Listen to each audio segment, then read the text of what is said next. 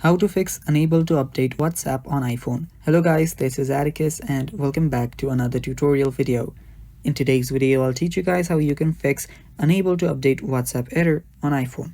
So without any further ado, let's dive right into it. The first step here is you can head over to your settings. After you're on your settings, the first thing that I want you guys to do is check if there isn't enough storage for the update. So head over to your general, then go to iPhone storage. On iPhone storage, check if you have enough storage space.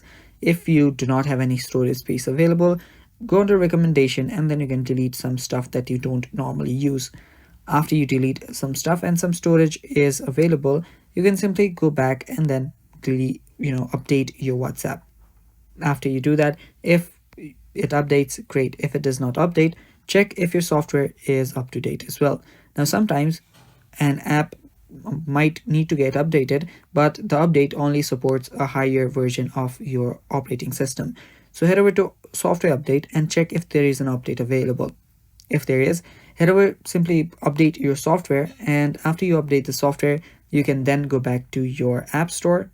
So head over to your app store, and after you're on your app store, simply search for WhatsApp. And since you have your storage available and your software is up to date to its latest version, you should be able to update the app. So tap on update and the update should begin. And that's basically how you do it, guys, and that is all for today's video. Thanks for watching. Stay tuned for more, and